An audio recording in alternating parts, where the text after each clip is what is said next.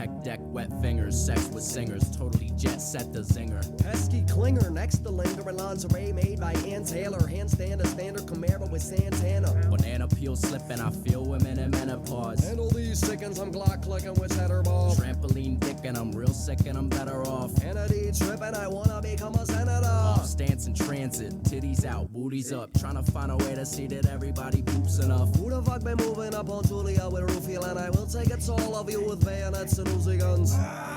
What? Something was touching me, hoping someone that wanna suck me under the fucking sea. What? Sucking and fucking D. Do you wanna do it? She said, bumblebee. Bumblebee. Bumblebee. Rolling like a tumbleweed. Tommy B. Tumbling. I think that I'm hungry. Grilled cheese. Honey D. Tell your mama what it be. I just wanna take this time to say what's up to Scummy T. Suffering. Succotash. Kick you in a fucking ass. Buffering. Suck a dick. Terrible connection. Dial up. Pile on. Entering the fire zone. Call me on a xylophone. Put a brand new style on. Pimp it out. This is it. Pimp it out. This is it. Hey pals, welcome back to a special edition of the Weed Cap Sunday Scary Edition. Sunday afternoon, evening even. Sunday evening. I'm your host, Caleb. With me as always is Lauren. Hey. Lauren. Yep. Well, now I don't get to say hello to the folks at home. Sorry. Not off to a promising start. We've got the Sunday Scaries bad guys now. The Sunday Scaries, and I feel very even homosexual saying that. Not that there's anything wrong with that, but there's not a guy dressed like the brawny paper towel guy going, I've got the Sunday Scaries. No. You say I've got the Sunday Scaries, it's like that meme of Jonah Hill with his hands up, and he's like, I've got the Sunday Scaries. Yeah. So I do feel rather effeminate for having the Sunday Scaries even, and for broadcasting it, but I'm not excited. I'm working from home tomorrow even, and I'm not feeling going back to it. This weekend flew by, unfortunately. Flew by, but we have a very special, first of all, a special thank you to Parker Brown again for doing our podcast. We got a lot of good feedback on it. A lot of people said it was a really good episode. We're looking forward to doing an episode with him again. We appreciate him doing it. Go follow him on all social medias. If you have the chance to go see him live, he really is one of the best comics, and you should go see him. Outside of that, a little general housekeeping. My sister will be back next Friday. We will be live on YouTube with my I almost said my cousin Brooke. Sorry, I've been listening to that Kanye song all day. I'm sorry about that. I just been listening to that Kanye song over and over and over. Yeah. You know, it's just, I really want to pull up beside someone at a light and just have it blaring and just look over. Have of course, the iced out swastika around my neck you know, and that's just fandom. Well, that's what else are you going to wear? Really, what else? If I had, honestly, this is good. I've always thought this, and I've kept this very close to my heart. I've played this very close to my heart. I've kept it in the back pocket. Yeah. I'm starting to believe that I will no longer be a famous rapper at some point. Like, I'm really coming to terms. I mean, I'm 30 years old. But then you look at someone like Harrison Ford, who didn't become a rapper until he was like almost 47. You know, Harrison Ford. I thought he was an actor. Oh, maybe I have that wrong. Wow, Lauren. So I've been thinking, what would I get? Now, you have a lot of really good chains that rappers have. Rappers have great chains. I mean, really, really, really nice chains. Like one of them has Bart Simpson holding a grape slushie. I think that's Lil Boosie. Lil Boosie. And that's fucking cool as shit. I, on the other hand, would have an iced out Master Shake from Aqua Teen Hunger Force. I figured that. Or Space Ghost. That's a really good one. Or the Pigeon. Or what if I just Norm Macdonald's fat fucking face around my fucking, like, you like my chain? Yeah. It wasn't made by slaves in China. It was made here domestically on U.S. soil. Yeah. Wait, what would mine be? Yours? I feel like it would be like a plant leaf. It would have to be a giraffe. Oh, it would be a giraffe. There's no chance that it wouldn't be a Could giraffe. it be a giraffe and a plant together? Like a giraffe eating a plant or something? That's what they eat, right? Yeah. Think about how fucking terrifying it would be if giraffes ate like humans. Oh my God. If they were meat eaters, it Just would be be awful. sleeping in your hut and all of a sudden a 19-foot neck bursts through the bamboo and eats your baby. Yeah, they really don't have any predators either. Like a gang of lions could gang up on them, but they run really fast. Like they really don't take them down often. Yeah, but correct me if I'm wrong. A lion can jump like 6 times its height on its back paws. How would I know? I don't know. I mean, I know a lot of animal facts, but I don't know if that's be true. Okay. There's cheetahs. Cheetahs are very fast. Those live in Africa. Those could, but even then, they really don't get like giraffes don't get taken out. You know they what? have really powerful kicks. They be fucking people up like horses. Well, I think they swing their necks too, right? I mean, they swing their big gargantuan necks. Only against other giraffes. The only predator, and this happens, you know how like, oh my God, like deep sea fishermen, they'll actually accidentally catch a dolphin in their net. Yeah. The only natural predator to a giraffe is a malaria net. One of those malaria nets. Because they're swooping down into these tents to try to get into a... They're swooping down. You were gonna say the owner of Jimmy John's because that motherfucker is like known to go out and poach animals. Pretty sure he has a stuffed giraffe. The only known predator is Jimmy John himself. Yeah, Jimmy John's.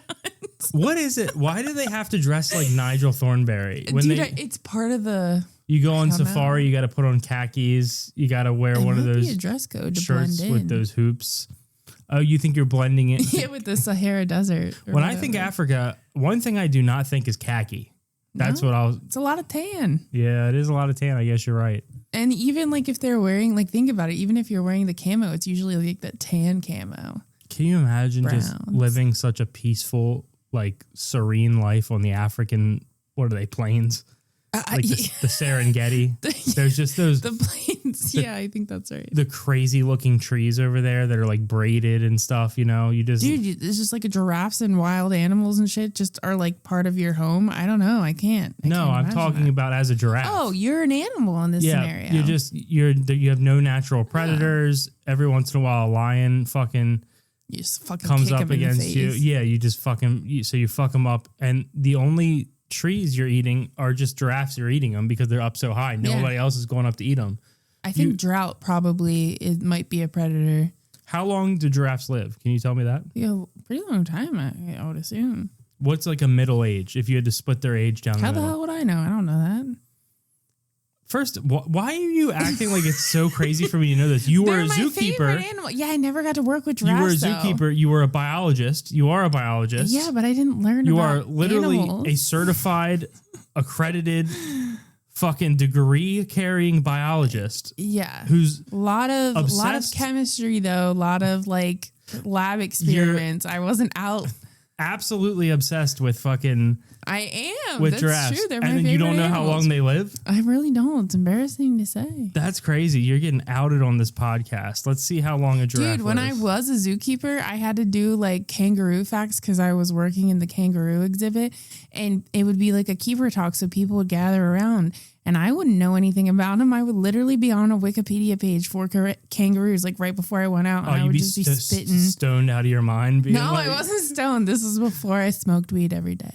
Oh, okay. Smoke weed every day. No, I think I would smoke weed on the way home, and I would cry. What's the kangaroo lifespan? I don't know because I didn't retain any of that information. Let's say the kangaroo lifespan is 12 it's probably years. I would say it's probably like 20. Okay, let's say the kangaroo lifespan is 20 years. But that could be in captivity. Or it's 6 years if you accidentally take that one dude's dog who comes out and beats the fuck out of the giraffes. Do you know who I'm talking about? That you mean video? The kangaroos? Yeah.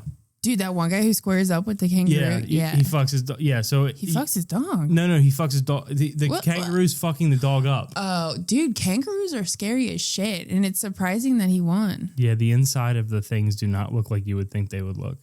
Inside of what? Their sacks. Their pouches. I was just talking about how they can punch you and like kick you with their giant feet. Yeah, but they also got that fucking organ hole where you can just see into their body. Because you think it's just a pouch. You think it's just like it's so gross. Dude, when they have babies, their babies come out and they crawl up their moms, and I'm not even kidding, it's like an undeveloped fetus that crawls up and then it goes into the sack.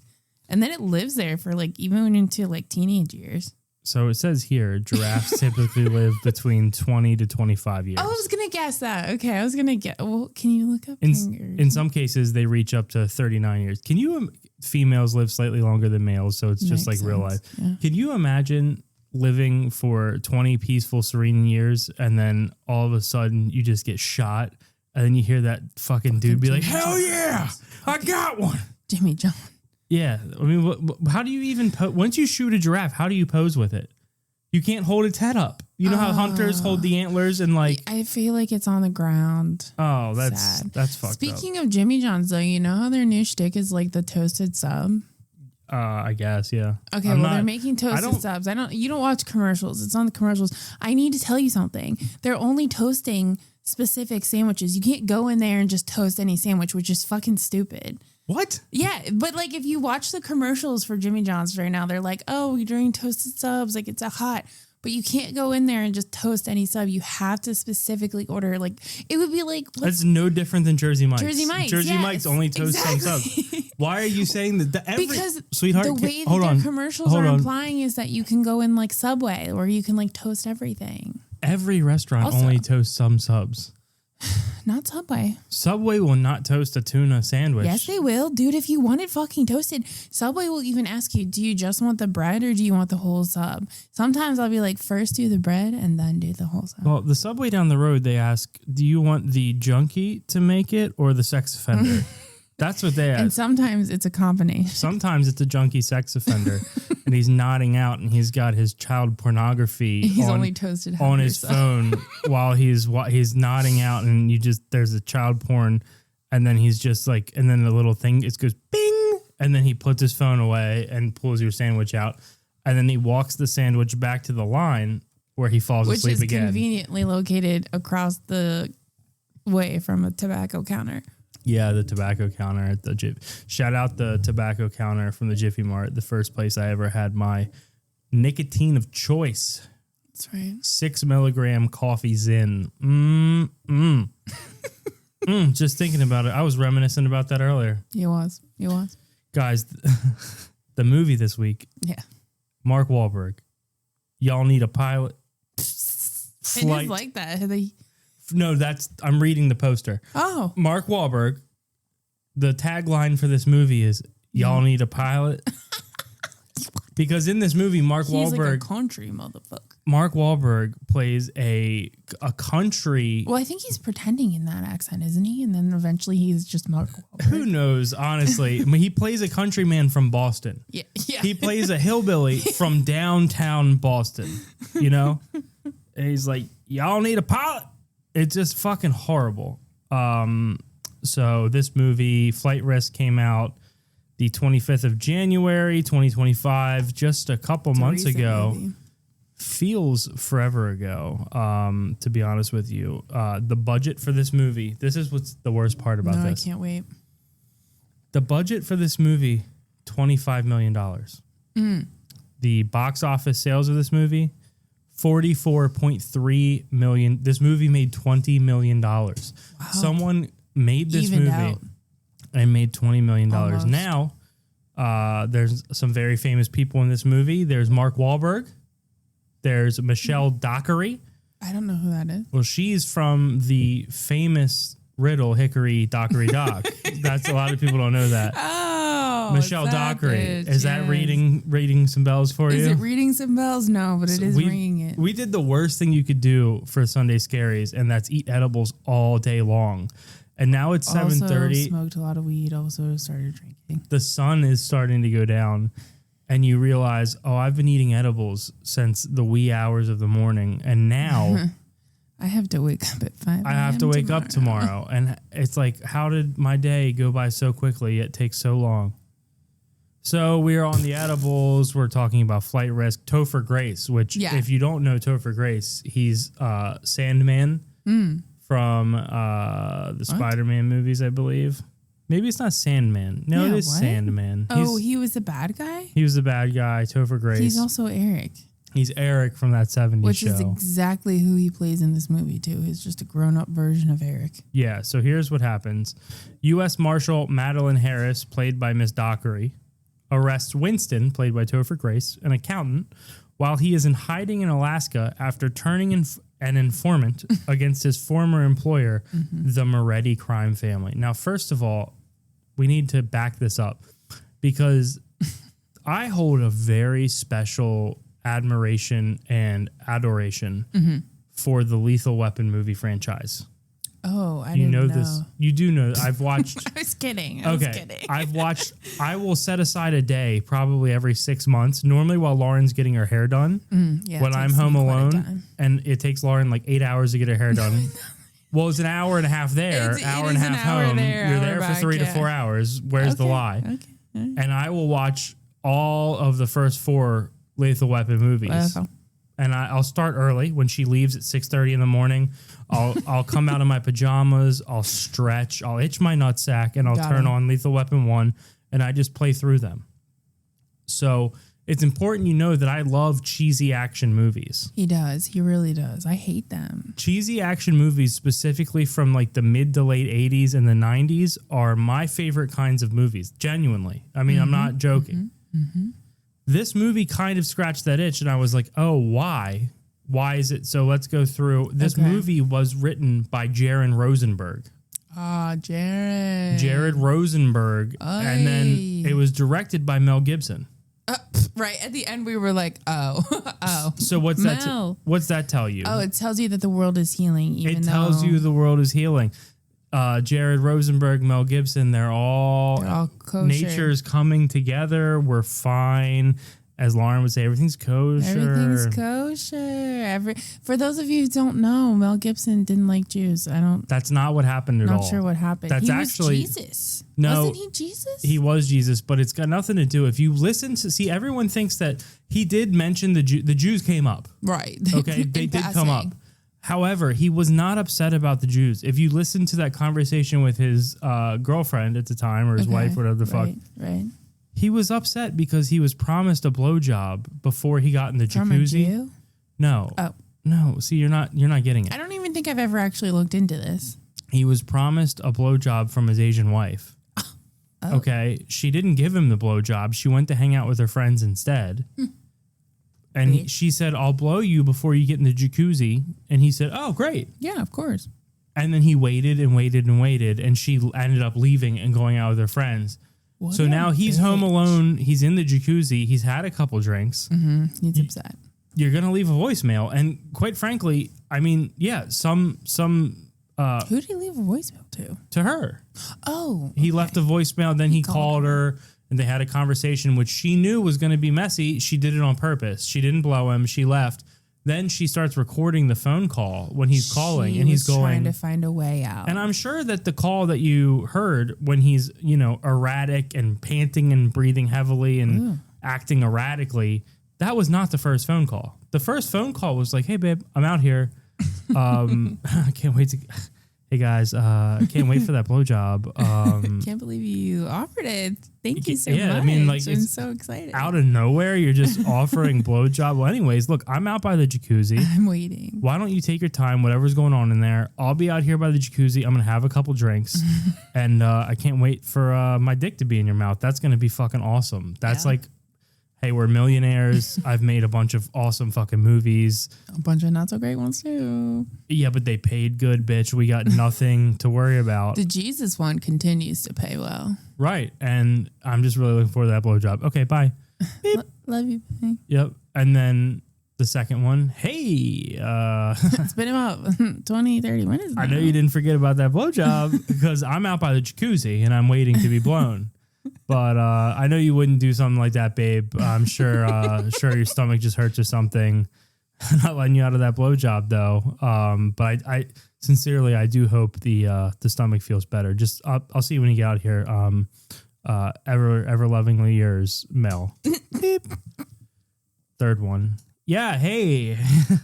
Hey. Starting to get a little concerned about About you, I'm not even worried about the blowjob. Yeah, It's no, got- don't even say that. No, I've had blowjob, what? No. I've had a couple more drinks, but to be honest with you, I don't even know if I want a blowjob now. I just want to check in on you. I mean, yeah, if you're feeling well and everything's fine, I'll take the blowjob. You offered it. I didn't bring it up. You were the one who said you wanted to give me a blowjob. I didn't say I wanted a blowjob. If you're going to give me a blowjob, I'll take the blowjob. But what I'm really worried about is you. I just want to make sure you're okay. And then, beep. Hey, call me back. Beep. Hey, you know, this is typical. This is fucking I knew typical. this would happen. It's a typical woman. You offer a blowjob and all of a sudden you're tired, you know. It doesn't feel good. It doesn't. Yeah, it doesn't. Your stomach. Oh, I'm sorry. I thought we all knew who I was talking your about. head. Oh, you got a headache. Yeah. You know, the thing is, I didn't even want the blowjob. It's not like I was sitting around fiending for a blowjob. No. You offered a blowjob. You got my hopes up. I got excited. Oh, fucking voicemail cut out. Fucking call back. Her voicemail's getting full. Calls back. And you know something else? They're running the media. They're acting like victims, and I'm sick of it. Okay? They're pushing a bunch of people out of there. Okay? They're committing genocides, and they're controlling the media. And, you know, I was really supposed to be blown. That's how it goes. So blowjobs to Jews. Blowjobs to Jews. And see, It's a quick transition. I can see how it would happen like that. he dropped a couple of N-bombs as well, but it was saying he wasn't calling her one. It was just mentioning it. He was saying, you know, hey, if you're not sucking my dick, I hope you find some of theirs out and about, because you're certainly not here with mine in your mouth. Oof. Poor Mel. So, anyways, Redemption. as soon as I knew, it said the Moretti crime family. When he's like, I worked for the Moretti crime family. Isn't Moretti a brand of like pasta or some shit in the store? That's Bertolli. No, dude, I swear there's like a brand of like sauce called Moretti. Or I think it's like Beretti. salad dressing. Oh, Think yeah, about Moretti's. it. Yeah, maybe you're right. The I think salad that's dressing crew. so. I think it's Marzetti. He said, yeah, it is Marzetti's. I was just going to let you go. The Moretti crime family, as soon as I heard that, I was like, oh, some horrible 90s person Made this came up with this shitty fucking action movie, fucking terrible. And I was right. It was directed by Mel Gibson and it was written by Jared Rosenberg. One of them. Who's Jared Rosenberg? I don't know. He's just the guy who wrote the movie, but I'm sure like Jared Rosenberg was like, he had a better name. He's like, the Gargini fucking crime family. Gargini. And then The Cochana. Mel Gibson goes, it's Moretti. And Jay was probably the salad dressing. He goes, listen. And Jared's like, no, I don't think it's Moretti. I think we're going to go with what I have in the script here. And Mel goes, listen, Jared, don't be a fucking you people, all you fucking people, isn't that just like a fucking and then it's a big fucking deal. Thing. It's a big deal. So he worked for the Topher Grace, who is his snarky self in this movie, works for the Moretti crime family as their accountant. And like Topher Grace playing his character from that 70s show as an adult. It's so funny to picture him being the accountant for a crime family. Yeah. He's like reviewing the books and he's like, oh, good guys. We went back to the strip club. That's great. Oh, great, guys. $40,000 on gin and tonics. Hope you had a good time while I was, here doing the taxes. Like, literally. He's like, oh, you're smoking weed again? Yeah. Oh, great. Everybody's doing cocaine while I'm sitting here poring over spreadsheets. That's fantastic. Just like he plays the same. He's the same character from that 70s show, Eric Foreman, working for a crime family. Oh, great, guys. Thanks for tracking blood into my office. Yeah. What is this? $20 on piano wire? Wait, you just got some last week. Oh, I know. Did you have to restring a piano? Oh, yeah. Just so fucking stupid. Okay. So Madeline charters a small plane to take them to Anchorage so they can transfer to New York City, where she intends for Winston to testify against the Morettis. Winston is Topher. And that sounds like something that an Italian person would call out of work to say. Oh, yeah. Yo, I'd love to be in on Monday, but I got to testify against the Morettis. Again. Yeah, what's this? You're paying a guy to testify against the Morettis here? $20? So they are piloted by Daryl Booth, a Texan living in Alaska, played by Mark Wahlberg, who explains that the aircraft's radio is broken, which the first thing you do, they're taking off, the radio doesn't work. And he's like, I can set it back down if you want. And instead Lady's of like, nah. Yeah, she's like, I'm not worried about it. Now, Daryl Booth, the character, is first of all, I would never trust someone named after a dining apparatus to fly my plane. I won't ever get on a plane. But I tell you, Oh, a Booth. I was like, Daryl Booth. What? Oh yeah. Oh hey, I'm your pilot, Johnny Napkin. Yeah. Fuck no, I don't think so. Okay. Well, Okay. Newsflash, it's not his real name. While shackled, yeah, and that's how he came up with it. Holy shit. No, it's not. Hey, y'all need a pilot? This is Christopher Brisket. No, he Fucking literally ridiculous. killed the real pilot. Oh yeah, that guy's name was Daryl Booth. Yeah, and a lot of people don't know that he did not shoot Lincoln. He shot Lincoln's great grandchild. Who? The pilot, Daryl Booth. The coward pilot, Daryl Booth. While shackled in the middle of the plane, Winston spots Daryl's pilot license under the seat in front of him. And guess what? Noticing black man. that the photograph is a different person to Daryl is how they... It's a black man. Why can't they say that on here? It is. Well, that's because... So Mel Gibson... Oh, he doesn't want to get in any more trouble. Right. He's like, whoa... He tries to warn Madeline, who has a like, headset on and can't hear him because she's talking to fucking Mark Wahlberg. And Mark Wahlberg's like... He's trying to guss her up. He's like, yeah, I've been flying these planes for 45 years. And she's like, really? How old are you? He's like, 42. Yeah. It's just the dumbest fucking conversation. She's like, how far away are we? And he's like, about 4:45. 4 to 5 could be an hour 15. You'll know by the land. Yeah. When everything down there starts looking like patchwork, you'll know everything's coming up marmalade. And she's like, what? It's like, okay. It's fucking ridiculous. By the way, clear Boston accent. Yeah. He's trying to act like he's from wherever like he the has fuck. a country Boston accent. So Winston tries to warn Madeline, who has a headset on. She can't hear him. After a brief conversation with Madeline, Daryl's accent slips. There you go.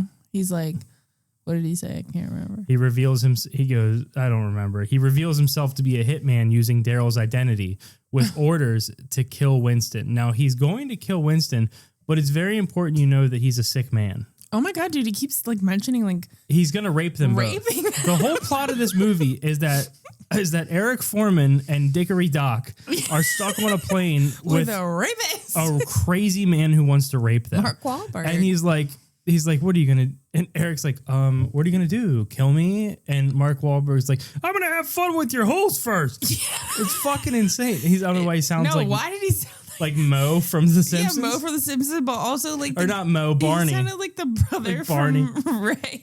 Everybody I'm going to have fun with your hoes. Oh, God. No, but he keeps saying that he's going to rape them. So Madeline subdues him with her taser. Right. And now she's flying the plane. Now she doesn't know how. So basically, there's a mole inside the fucking FBI. Right. She's trying to figure it out. We can just abbreviate this, okay? Yeah. Is because the whole movie takes place inside of the plane. Yeah, it's called Flight Risk, and you think, wow, there's going to be some other scenes. No. Coming this January. It's in the fucking plane. Y'all need a pilot. January 25th, 2025. Mark Wahlberg. Topher Grace. That bitch from the nursery rhyme. Flight Risk. Oh my God. That's so disappointing. That whole setup. You forgot to turn this shit up. I got to stop doing this show. Basically, the whole movie takes place in the plane. Yeah. They're fighting back and forth. There's a couple moments where it's like, will he rape? Will he rape? We don't know if he'll rape. They handcuff him the whole time. He's like, he's knocked out for a little bit. Can't wait to see that mouth wrapped around me.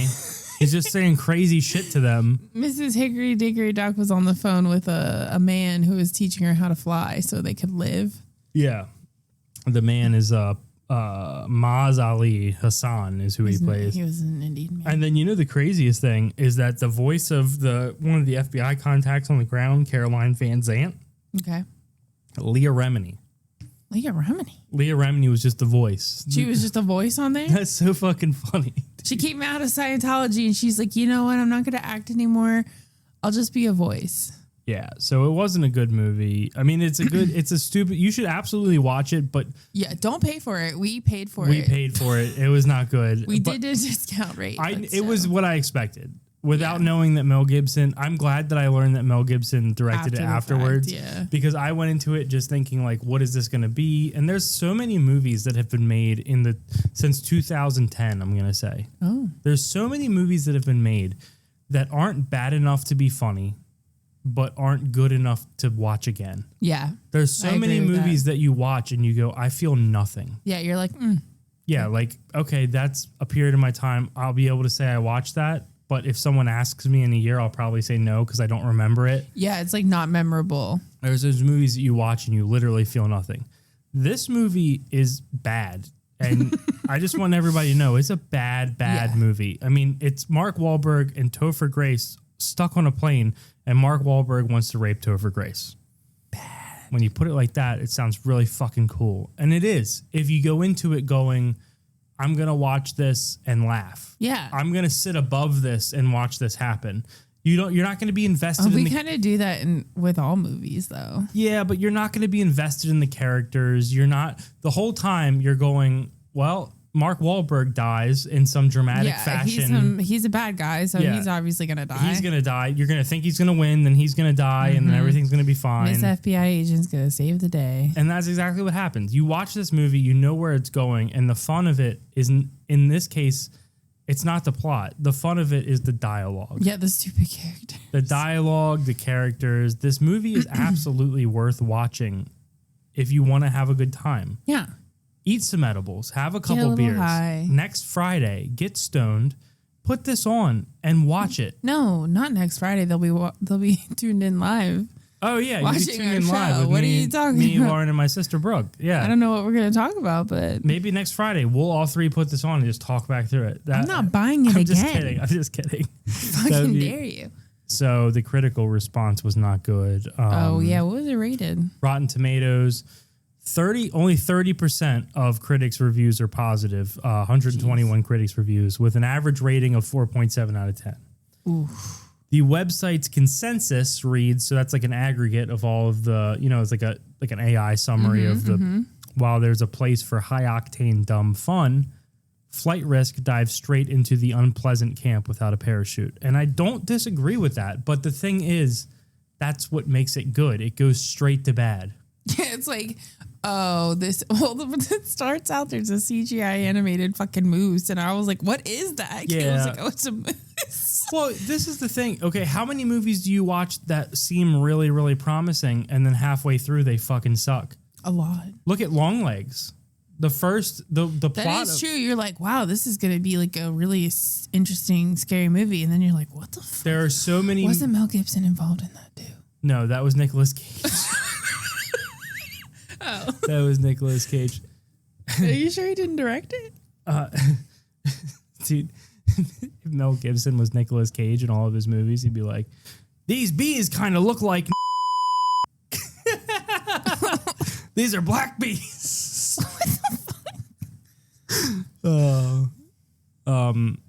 Clint Worthington of I'm sorry. So the Metacritic, which uses a weighted average, assigned the film a score of 38 out of 100. Sure. Generally unfavorable. That's rough. This dude, in his review, Mark Kermode called it one of the worst films I've ever seen. From now on, I will be harassing this movie critic, Mark Kermode, on all social media forums. I'm going to call him Mark Commode. As a matter of fact, I'm about to make an Instagram as soon as we're done this episode called Mark Commode, and I'm going to make shit-themed movie reviews. And is it going to have his picture attached? Yes.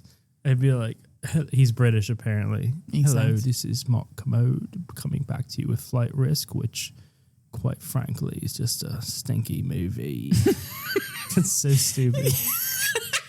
Hey, Mark Commode here, coming back to go over a steaming pile of flight risk.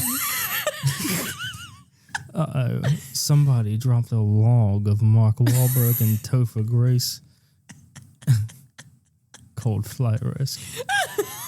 Mel Gibson and a Jew teamed up to make this steaming turd.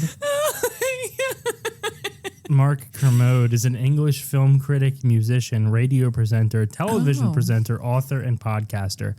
Oop. Pick one, Mocky boy. Pick one. Mocky, we can't have it all now, can we? Just saying his name makes my stomach hurt. Mark Commode. Mark Commode here with the... I wonder what kind of radio host he is. I don't know. Kermode began working as a film broadcaster on LBC in 1988, after which he moved to BBC Radio 5. Over there, he's British. Anybody's on the radio over there. I don't. This is not a. He's not. He's not doing anything special over there. Kermode produces an annual Best of the Year and Worst of the Year movies list, therefore providing an overview of his critic. You know what he should do? What? He really should call them floaters or sinkers. That's really good. Here's a list of Mark Commode's best films of the year. 1997, Boogie Nights. Makes sense. Okay. I'm only going to say this. Okay. Well, he's got... Is there different films than the U.S.? I mean... Yeah. Well, 2010, his best film of the year was Inception. His worst film of the year was Sex and the City 2. Wow. Mark Commode coming to you live from BBC Studios number 2. Fuck you, Mark Commode, you fucking bitch. I hate this dude. You don't even know him. I hate him. You literally don't even know him. So, Flight Risk was shot in 22 days. Mel Gibson himself expressed he was surprised when the final running time clocked in at merely 91 minutes, making this his shortest directed film either. But he is producing an upcoming film adaptation of Mein Kampf, which he expects to be much shorter. Mark Wahlberg really shaved his head for the role of this movie. He did not want to use a bald cap. However, his pubes remained intact. What? Yeah. This is how little is known about the production of this movie. Like these old storied movies, like when we did Once Upon a Time in New York, I read the trivia section of that for like literally an hour. Yeah, there's like a lot more information. This is nothing. This counts as a literal 89. First of all, 89 people found this fucking thing helpful. Okay. It was Mark Wahlberg's idea to have his pilot be bald. Yeah, I bet it was. He can't grow hair. Yeah, I mean... He's going bald. He's an old, bald racist. He hates Asian people. Oh. Don't do that. This is an actual quote. Oh, I'm ready. This is an actual quote. According to Mel Gibson, Mark Wahlberg improvised much of his character's dialogue, explaining, quote, Mark's got a good dark side he takes stuff from. Oh my God. Every now and again, he'd let it out, and I can't even repeat some of the stuff he'd say. In fact, we had to cut most out of it. It was really sick, but we hint at it. End quote. And that's while he'll be starring in my upcoming film adaptation of Mein Kampf. Is that real? That's a real quote. And Mark Wahlberg famously... He was saying some nasty shit. First of all, what the fuck? Do you know how bad... your dark side has to be for Mel Gibson to go, that guy's a fucking Mel freak. Gibson. That guy's a sicko. And he's racist? Mel Gibson's like, I can't even say the things he said. And Mel Gibson's calling people the N-word. That is crazy. That is so crazy. If Mel Gibson is calling you out, you need to think about your choices. Mel Gibson's like, we actually had to hire an Asian person to be beat up on set by Mark Wahlberg in between takes. Only way he'd do the whole movie. We would yell cut, and he would go into his trailer, and we'd hear scuffling, and then have to replace the Asian every day. We'd see a paper lantern float off into the. So fucked up, dude. Why? Why? That's so fucked up. Why? What's wrong with that? What did I say? The whole situation is so fucked up. although Mark Wahlberg has the smallest role among the three actors and spends at least a third of the movie unconscious. That is true. There's a comically large portion of this movie that is just literally Topher Grace being sarcastic. And then Mark Wahlberg's in the back just like laying dead.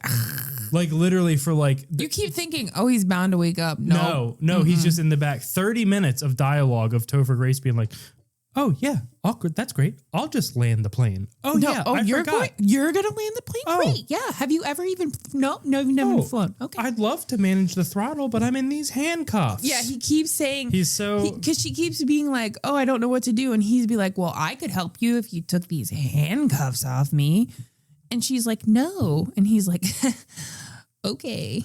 Oh, yeah, I'll just land the plane. And then maybe when we get on the ground, I'll perform open heart surgery on that guy back there. Yes. I'm not a surgeon. Yes. I'm not a pilot. What? That is exactly right. So stupid. So that's Flight Risk. Thank you guys for listening. We've got the Sunday Scaries. Yeah. And now, we didn't even tell them our funny stories. Or we're gonna save them. Let's save them. You're gonna have to tune in on our live show on Friday. We've broken. Actually, we need to drop on Wednesday, so we'll probably do another one of these. Fuck. It's all good. Guys, thank you for listening. We love you. As always, we appreciate it. We want to interact with you more. We appreciate you reaching out, commenting, sharing, liking, subscribing. It's all very cool. Yeah. If you subscribe, leave us a review. If you don't subscribe. I'll kiss you on the mouth. Tell your friends. Tell your friends. Family. No, don't tell your family. Text a friend and go, hey, how are you? Text them the transcript to the leaked Mel Gibson call. And then at the bottom, put a hyphen and say the weed cap. And then send that. And then wait 30 seconds and go, you got to check out this podcast called The Weed Cap. Here's a transcript from their episode. Oh, I thought you were going to be like, oops, wrong person. No. We want them to know it's meant for them. Lauren, say goodbye to the folks at home. Bye, guys. Thank you for joining us on this fine evening. Thank you for listening. We truly appreciate it. We love you, and we'll see you Wednesday.